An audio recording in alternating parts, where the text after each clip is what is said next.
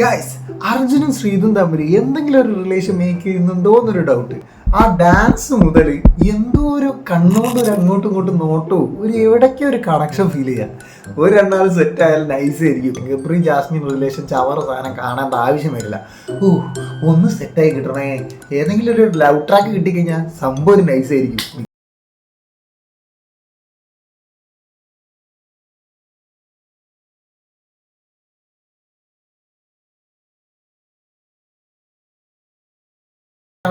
തേങ്ങാന്നൊക്കെ പറഞ്ഞ് ഭയങ്കര സീനായിട്ട് ബിഗ് ബോസിനോട് ഇങ്ങനെ പറഞ്ഞുകൊണ്ടിരിക്കുകയായിരുന്നു. പിന്നെ അത് കഴിഞ്ഞിട്ട് ചെരുപ്പിന്റെ സീൻ, നോറയും ജിൻഡോ ഒരു ചെറിയ ചെരുപ്പ് പുറത്ത് വെച്ചതിന്റെ സീൻ, എൻ്റെ പൊന്നെ ചെരുപ്പ് പുറത്ത് വെച്ചതാ, അത് ഭയങ്കര വലുതാക്കി.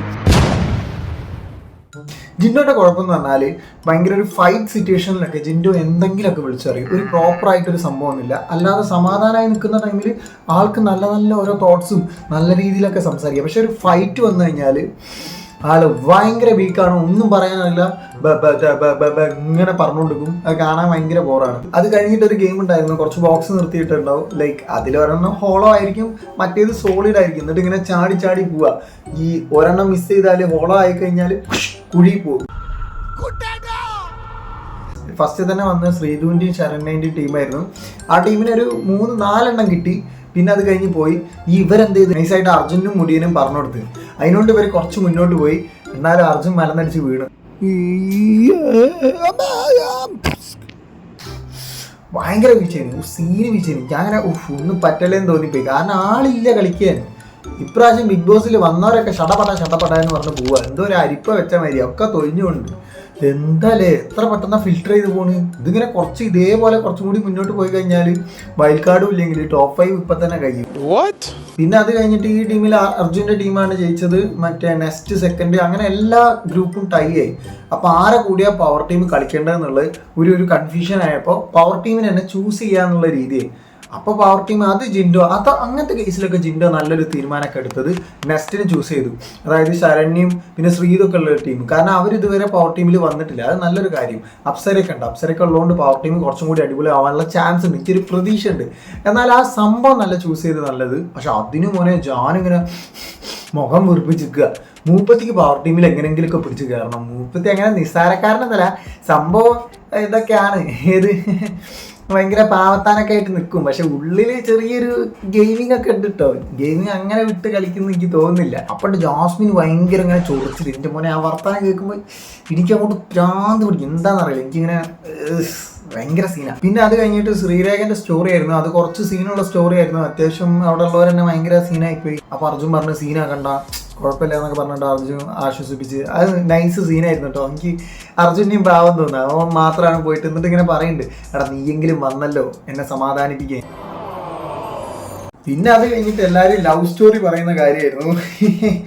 അതില് മറ്റേ പ്രൊമോയിൽ നിങ്ങൾ കണ്ടിട്ടുണ്ടാവും. മറ്റേ ശ്രീതു അർജുൻ്റെ കേസ് പറയുന്നത്. അർജുനെ പറഞ്ഞതല്ല, മുപ്പത്തിക്ക് ഹൈറ്റ് ഭയങ്കര ഇഷ്ടമാണ്. അപ്പം അർജുൻ എല്ലാവരും ഒരു നോട്ടം. സംഭവം ലൈവ് ഞാൻ കണ്ടില്ല. ഞാൻ ഇതിൽ എപ്പിസോഡിൻ്റെ റിവ്യൂ പറയുന്നത്. ലൈവ് ഞാൻ കണ്ടില്ല, എനിക്ക് ലൈവ് കാണണമെന്നുണ്ടായിരുന്നു. ഞാൻ ആ ടൈമിൽ എൻ്റെ ചാനലിൽ ഞാൻ ലൈവ് ആയിരുന്നു. അപ്പോൾ ലൈവ് ഭയങ്കരമായിട്ട് മിസ് ചെയ്തു. പിന്നെ അത് കഴിഞ്ഞിട്ട് ഇതിൽ ആകെ കാണിക്കുന്ന മുടിയൻ്റെ സ്റ്റോറി മാത്രമാണ്. മുടിയൻ ഏതോ പുറത്തുള്ള ഏതോ പെണ്ണ് സെറ്റായി എന്നിട്ട് ഓള് നാട്ടിൽ വന്നപ്പോൾ ഓളെ കാണാൻ പോയി, രാത്രിയൊക്കെ കാണാൻ പോയി. അങ്ങനെ അവൻ്റെ മുടി കണ്ടിട്ട് നമ്മളും പെട്ടെന്ന് നോക്കി പോവാ. അതേപോലെ നോക്കി സെറ്റായതൊക്കെയാണ്. ഈ ഒരു സ്റ്റോറിയൊക്കെ കേട്ട് ഭയങ്കര റൊമാൻറ്റിഫിക്കേഷൻ ആയിട്ട് ഗബ്രി വന്നിട്ട് ഇവനോട് പറയാം, എടാ എനിക്കും ഇങ്ങനെ ഒരു സംഭവം ഉണ്ടായിരുന്നു, എൻ്റെ മുടി കണ്ടിട്ട് ബുക്ക് ഭയങ്കര ലൈക്കായിട്ട് എന്നോട് ഇങ്ങനെ പറഞ്ഞു. അതാ ഞാൻ ചോദിച്ചേ, നിൻ്റെ അതേ കുട്ടിയാണോ എന്ന് അറിയാൻ വേണ്ടി. പൊന്നെ അത് കേൾക്കുമ്പോൾ ഭയങ്കര ബോറ്. എന്താ അറിയില്ല, എനിക്ക് അങ്ങനെ എനിക്കിങ്ങനെ കട്ട ബോറായി തോന്നുക. അപ്പോൾ ജാസ്മിൻ നല്ല ടൂക്കി. അതിലിങ്ങനെ ഇളിഞ്ഞിട്ട് ജബ്രി ഇങ്ങനെ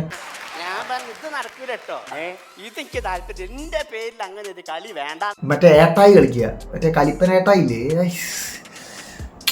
എമ്മാരി ബോർ ക്രിഞ്ച് സാധനങ്ങൾ അവർ കളിക്കുന്നത്. ഈ എന്തിനെന്നെ ഊക്കുന്നു, എന്നെ അങ്ങനെ ഊക്കാൻ പാടില്ല, ഞാൻ സീരിയസ് ആയിട്ടൊരു കാര്യം പറയുമ്പോൾ. അത് കണ്ടപ്പോഴേ മുടിയൻ നൈസായിട്ട് അവിടെ നിന്ന് എണീറ്റ് പോയി. കാരണം ഇവർ രണ്ടാളും ഭയങ്കര ക്രിഞ്ചാണ്. ആ ക്രിഞ്ചിൽ ഇടപെടണ്ടെന്നുള്ള രീതിയിലായിരിക്കും മുടിയന് ലൈക്കായി ഉണ്ടാവില്ല. എൻ്റെ പൊന്നെ എന്ത് ബോറെന്ന് അറിയാം. എന്നിട്ട് അവിടെ നിന്ന് ഇങ്ങനെ ഒരുമാതിരി വർത്താനം പറയാം ഗബ്രി. എനിക്കങ്ങോട്ട് എനിക്ക് അങ്ങനത്തെ റിലേഷനൊന്നും അത് ലൈക്കില്ല. എൻ്റെ പേഴ്സണൽ ഓരോരുത്തർക്കും ഓരോ താല്പര്യമായിരിക്കും. എന്നിട്ട് അതിനിങ്ങനെ ഒലിപ്പിച്ച് നടക്കാൻ ജാസ്മിന് എൻ്റെ പൊന്നെ അത് ഭയങ്കര ബോറായിരുന്നു. അത് കഴിഞ്ഞ് ഞാൻ എന്നോട് മിണ്ടൂല അങ്ങനെ പറഞ്ഞ്, എന്നിട്ട് ഞാൻ ഇപ്പോൾ മിണ്ടൂല അങ്ങനെയാണ് പറഞ്ഞ് പിന്നെയും പാച്ചപ്പ് ആവുക, പിന്നെയും ബ്രേക്കപ്പ് ആവുക, പിന്നെ ആ ഒരു സംഭവമില്ല അതിൻ്റെ പോലത്തെ ഒരു വേറൊരു സംഭവം. ഭയങ്കര ബോറായിരുന്നു. ഇവരെ എനിക്ക് എന്താ അറിയില്ല, ഇവരെ സീന് കാണുമ്പോൾ നിങ്ങൾക്ക് അങ്ങനെ ഉണ്ടോ? നിങ്ങൾ പറ്റെങ്കിൽ കമൻറ്റ് ചെയ്യുക. അങ്ങനത്തെ എന്തെങ്കിലും സീൻ ഉണ്ടെങ്കിൽ നിങ്ങൾ എന്തായാലും ഒന്ന് കമൻറ്റ് ചെയ്യുക. പിന്നെ വേറൊരു കാര്യമുണ്ട്, നോമിനേഷൻ ഒഴിവാക്കാണ്, വോട്ടിൻ്റെ കാര്യങ്ങളൊക്കെ ഒഴിവാക്കാണ്. കാരണം എവിക്ഷൻ ഇപ്പം ഇല്ല. കാരണം ചറപറാന്ന് പറഞ്ഞിട്ട് ഓരോരുത്തർ പോയല്ലോ.